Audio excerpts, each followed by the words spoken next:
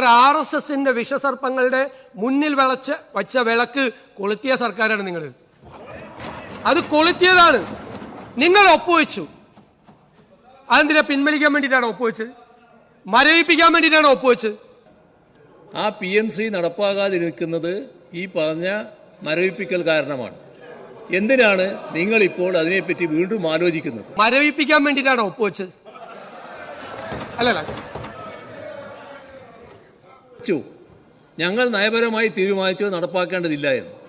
ആ നടപ്പാക്കേണ്ടതില്ല എന്ന് തീരുമാനിച്ചതിന് ശേഷം നടപ്പായില്ല. ഇപ്പോൾ നടപ്പാകാതിരിക്കുകയാണ്. ഇപ്പൊ നടപ്പാകാതിരിക്കുന്നത് എന്തിനാണ്? നടപ്പാക്കുന്നതിന്റെ ഭാഗമായി നിങ്ങൾ ആലോചിക്കുന്നത്. മുഖ്യമന്ത്രി, രണ്ട് ചോദ്യത്തിനും മറുപടിയില്ല. അതായത് എന്തിനു ഒപ്പുവെച്ചു എന്ന് പറഞ്ഞാൽ പണം കിട്ടാൻ വേണ്ടിയിട്ട് ഒപ്പുവെച്ചു. അപ്പോൾ ആ നടപടിക്രമങ്ങളെല്ലാം ഇതിലൊരു കാരണവശാലും ഒപ്പുവെക്കില്ല എന്നുള്ള തീരുമാനത്തെ, പ്രത്യയശാസ്ത്രപരമായ നയപരമായ തീരുമാനത്തെ, RSS വിഷസർപ്പമാണ് എന്ന് പറഞ്ഞ തീരുമാനത്തെ മുമ്പിൽ കീഴടങ്ങി ഒപ്പുവെച്ചു. വല്ലാത്തൊരു പൂതിയാണ് കേട്ടോ. ഇവിടെ ഞാനോ ഞങ്ങളോ ആദ്യമായിട്ട് നേരിടുന്നതല്ല. നല്ലോണം ചിരിക്കുന്നില്ലേ? ചിരിക്കുന്നവർ നല്ലോണം മനസ്സിലാക്കിക്കോ. നിങ്ങളെല്ലാം പിന്താങ്ങിക്കൊണ്ടിരിക്കുന്ന വലതുപക്ഷ മാധ്യമങ്ങള് കൊത്തിക്കീറി വലിച്ചു നടക്കുകയായിരുന്നു. സാർ, ഞങ്ങളുടെ പാർട്ടിയെക്കുറിച്ച് നിങ്ങളുടെ LDF അംഗങ്ങൾ സംസാരിച്ചാൽ തിരിച്ചു മറുപടി കിട്ടും. അത്രയേ ഉള്ളൂ. പറയുന്നത് അങ്ങാണ്. അങ്ങെന്ന് പറഞ്ഞാൽ VD സതീശൻ എന്ന കേരളത്തിന്റെ മുഖ്യമന്ത്രി. ഞാനിവിടെ ഇരിക്കുന്നത് പ്രതിപക്ഷ നേതാവായിട്ടാണ്. അങ്ങ് പറയുമ്പോൾ സ്വാഭാവികമായിട്ട് ഞാൻ മറുപടി പറയാൻ ബാധ്യസ്ഥനാണ്. ആ മറുപടിയാണ് ഞാൻ പറയുന്നത്. ഈ പറഞ്ഞത് ശരിയല്ല. ഈ കടം 48,000 കോടിയല്ല. കിഫ്ബിയുടെ കടവും ഈ KSSPLന്റെ കടം 48,000-ലല്ല 87,000 കോടിയാവും കടം. പിന്നെ കിഫ്ബി കടം എടുത്തിരിക്കുന്നത് പലിശ 9.9+ ആണ് എടുത്തിരിക്കുന്നത്. പിന്നെ ഞാൻ പറഞ്ഞല്ലോ, പെൻഷൻ ഞങ്ങൾ കൊടുത്തു, കുടിശ്ശികയില്ല. കൊടുത്തത് ഈ ഫണ്ട് ഉണ്ടാക്കി കൊടുത്തിട്ട് ഈ കുടിശ്ശിക മുഴുവൻ ഈ ഗവൺമെന്റിന്റെ തലയിലാണ്. ഈ ഗവൺമെന്റ് ഇവരുടെ 16 മാസം ഇവർ കൊടുത്ത പെൻഷൻ തുക ഈ ഗവൺമെന്റ് കൊടുക്കണം. 16 മാസം. സാർ, അതുപോലെ സാർ, വനം വന്യജീവി സംഘർഷം ഒരു നടപടിയും സ്വീകരിച്ചിട്ടുണ്ടായില്ല. ഫണ്ട് അലോക്കേഷൻ ഉണ്ടായിരുന്നില്ല കാര്യമായി. ആ പണം ചെലവഴിച്ചിട്ടില്ല. കൺവെൻഷണൽ ആയിട്ടുള്ള കാര്യങ്ങൾ ചെയ്തില്ല, മോഡേൺ ആയിട്ടുള്ള കാര്യങ്ങൾ ചെയ്തില്ല. സാർ, ഞങ്ങളുടെ ഗവൺമെന്റ് വനം വന്യജീവി സംഘർഷം പരിഹരിക്കാൻ പരമ്പരാഗതമായ സംവിധാനങ്ങളും ആധുനികമായ സംവിധാനങ്ങളും ഏർപ്പെടുത്തി ഞങ്ങളതിന് പരിഹാരം ഉണ്ടാക്കും. സാർ, ഫിഷറീസ് മേഖലയെ ഞാൻ നേരത്തെ പറഞ്ഞു, ചേർത്ത് നിർത്തും. ആ കൂട്ടത്തിൽ ഉൾനാടൻ മത്സ്യ തൊഴിലാളികളുടെ കാര്യം പ്രത്യേകമായി ശ്രദ്ധിക്കും. സാർ, മലയോരത്തെ ജനങ്ങൾ വന്യജീവി സംഘർഷം കൊണ്ട്, കാർഷിക ഉൽപ്പന്നങ്ങൾക്ക് വിലയിടിവ് കൊണ്ട് വല്ലാതെ പ്രയാസപ്പെടുകയാണ്. പലരും പശുവിനെ കറന്നാണ് ജീവിക്കുന്നത്. അതിന് മലയോര വികസനത്തിനും അവിടെ മികച്ച പദ്ധതികൾ ഉണ്ടാക്കാനും ഈ ഗവൺമെന്റ് കൂടുതൽ ശ്രദ്ധിക്കും. സാർ, ഇവിടെ നേരത്തെ രാവിലെ പറഞ്ഞപ്പോൾ PM3യെ കുറിച്ച് പറഞ്ഞു, ഒരുപാട് പറഞ്ഞു. PM3യെ കുറിച്ച് കൃത്യമായിട്ട് ബഹുമാനപ്പെട്ട പൊതുവിദ്യാഭ്യാസ മന്ത്രി മറുപടി പറഞ്ഞു. പക്ഷേ ബഹുമാന്യനായ മുൻ മന്ത്രി ശ്രീ പ്രസാദ് പറഞ്ഞപ്പോൾ പറഞ്ഞു, RSSന്റെ വിഷസർപ്പങ്ങൾക്ക് വിളക്ക് വെച്ചു നിങ്ങളെന്ന്. സാർ, RSSന്റെ വിഷസർപ്പങ്ങളുടെ മുന്നിൽ വച്ച വിളക്ക് കൊളുത്തിയ സർക്കാരാണ് നിങ്ങൾ. അത് കൊളുത്തിയതാണ്. നിങ്ങൾ ഒപ്പുവെച്ചു. അതെന്തിനാ? പിൻവലിക്കാൻ വേണ്ടിയിട്ടാണ് ഒപ്പുവെച്ചത്? മരവിപ്പിക്കാൻ വേണ്ടിയിട്ടാണ് ഒപ്പുവെച്ചത്? പിൻവലിക്കാൻ വേണ്ടിയിട്ടാണ് ഒപ്പുവെച്ചത്? മരവിപ്പിക്കാൻ വേണ്ടിയിട്ടാണ് ഒപ്പുവെച്ചത്? സാർ, ഞങ്ങൾ വളരെ കൃത്യമാണ് പറഞ്ഞല്ലോ. ഇന്ന് രാവിലെ ആയപ്പോൾ അത് ക്ലിയർ ആയല്ലോ. അതൊന്നും നമ്മൾ വളരേണ്ട ആവശ്യമില്ല. സാർ, അതുപോലെ ഞാൻ ചില മറുപടികൾ പറയാം. ഇവിടെ വന്ന മറുപടികൾ ഇപ്പോഴും കേരളത്തിൽ PM3 നടപ്പായിട്ടില്ല. ആ PM3 നടപ്പാകാതിരിക്കുന്നത് ഈ പറഞ്ഞ മരവിപ്പിക്കൽ കാരണമാണ്. എന്തിനാണ് നിങ്ങൾ ഇപ്പോൾ അതിനെപ്പറ്റി വീണ്ടും ആലോചിക്കുന്നത്? മുഖ്യമന്ത്രി, ഞാൻ ചോദിക്കട്ടെ, മരവിപ്പിക്കാൻ വേണ്ടിയിട്ടാണോ ഒപ്പുവെച്ചത്? അല്ലല്ല, ഞങ്ങൾ നയപരമായി തീരുമാനിച്ചത് നടപ്പാക്കേണ്ടതില്ല എന്ന്. ആ നടപ്പാക്കേണ്ടതില്ല എന്ന് തീരുമാനിച്ചതിന് ശേഷം നടപ്പായില്ല. ഇപ്പോൾ നടപ്പാകാതിരിക്കുകയാണ്. ഇപ്പം നടപ്പാകാതിരിക്കുന്നത് എന്തിനാണ് നടപ്പാക്കുന്നതിൻ്റെ ഭാഗമായി നിങ്ങൾ ആലോചിക്കുന്നത്? മുഖ്യമന്ത്രി അല്ല, ഒന്നാമത്തെ കാര്യം എന്തിനാണ് ഒപ്പുവെച്ചതെന്ന് ഇതുവരെ പറഞ്ഞിട്ടില്ല. ഒന്ന്. രണ്ട്, മരവിപ്പിച്ചു എന്നാ പറഞ്ഞാൽ മരവിപ്പിക്കാൻ പ്രൊവിഷനില്ല. രണ്ട്. മൂന്ന്, 7 മാസമായിട്ട് 8 മാസമായിട്ട് ഒരു സബ് കമ്മിറ്റി ഉണ്ട്. ആ സബ് കമ്മിറ്റി കൂടി ഒരു തീരുമാനമെടുത്ത് ഇത് കേരളം നടപ്പിലാക്കില്ല എന്നൊരു കത്ത് കൊടുത്തില്ല. ഞാൻ അങ്ങേട്ട് തർക്കത്തിനില്ല. കൊടുത്തില്ല. രാവിലെ സംസാരിച്ചാണ്. അതിൽ നമുക്ക് സംവാദമാകാം, അതിൽ പ്രശ്നമില്ല. ഇതിൽ ഒപ്പുവെച്ചു. ആ ഒപ്പുവെച്ചതിന് ശേഷം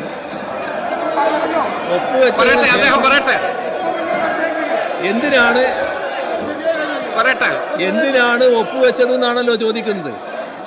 ഇവിടെ സർവശിക്ഷ അഭിയാന്റെ ഫണ്ട് തടഞ്ഞു വെച്ചത് 1500 കോടിയിലധികം രൂപയായിരുന്നു. ഇവിടെ കാണേണ്ടത് എൻ ഇ പിയുടെ ഭാഗമായിട്ടുള്ള ആ പൊതുവിദ്യാഭ്യാസ നയം കേരളത്തിൽ നടപ്പാക്കുന്നില്ല എന്ന് നേരത്തെ തന്നെ വ്യക്തമാക്കിയിട്ടുണ്ട്. അതിനകത്ത് വേറെ വ്യത്യാസമില്ല. ആ നയം നടപ്പാക്കാൻ തയ്യാറല്ല. ഇവിടെ PMCയുടെ ഭാഗമായിട്ട് ഒന്നും നടപ്പാക്കാനുമില്ല. പക്ഷേ മറ്റേ ഫണ്ട് നമുക്ക് കിട്ടണമായിരുന്നു. സർവശിക്ഷാ അഭിയാൻ്റെ ഇമാതിരി ആളെയും കൊണ്ട് വെച്ചാൽ നിങ്ങൾ അപകടത്തിലാവും കേട്ടോ.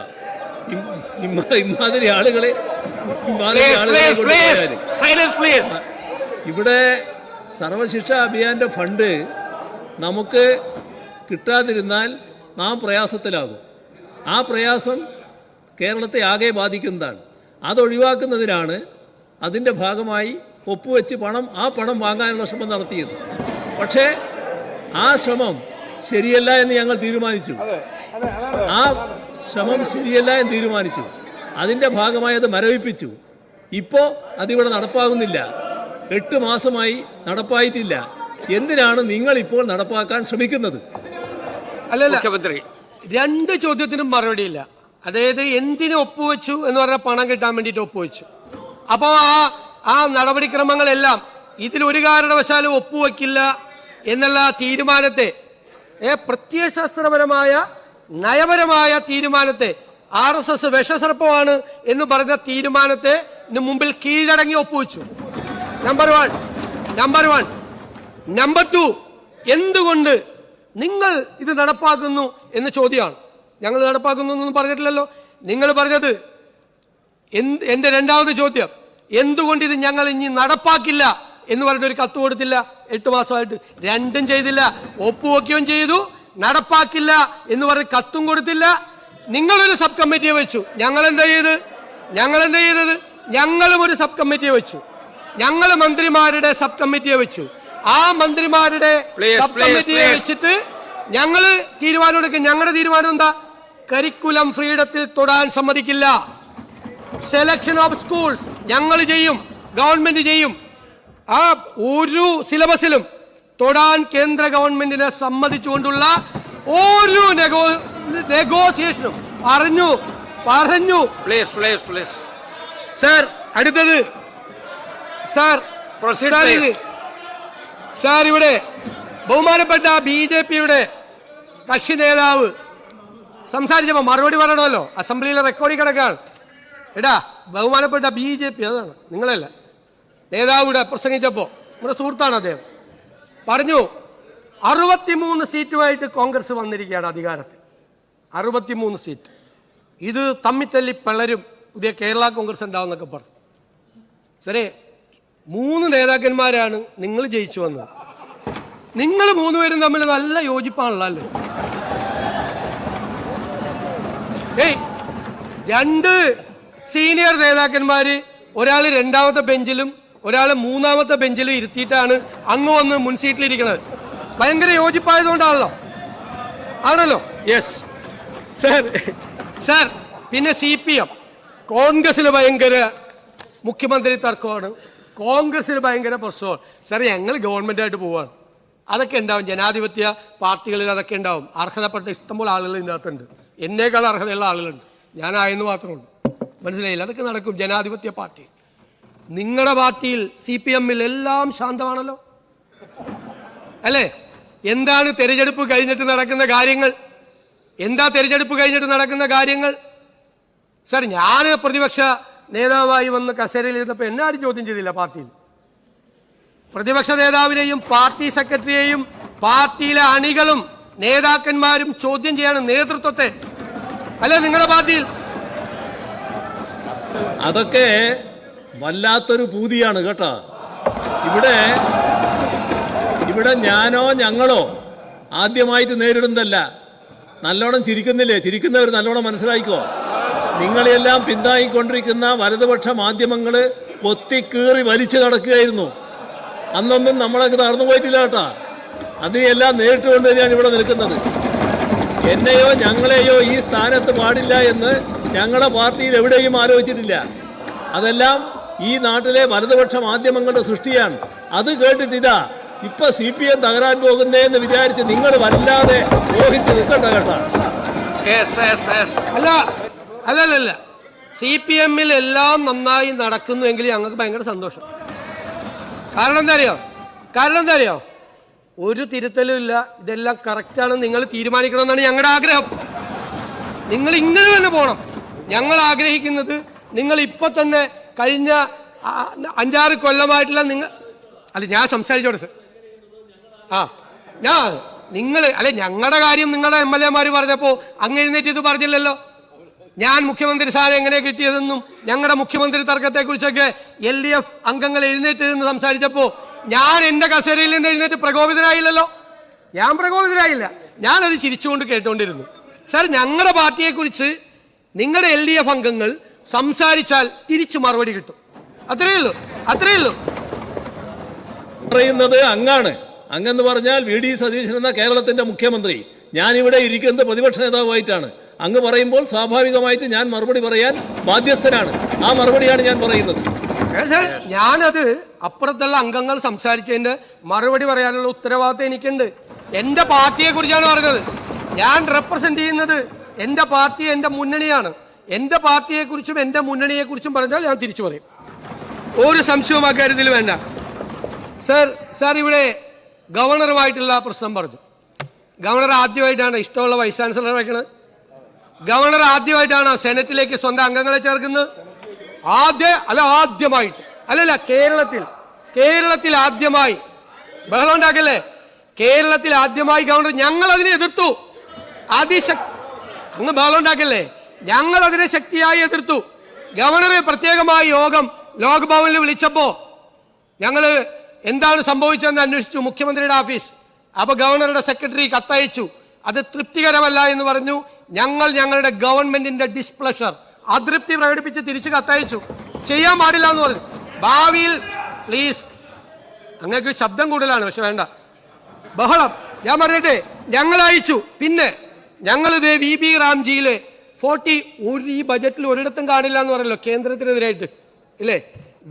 ഓരോ വിഷയത്തിലല്ലേ പറയേണ്ടത്.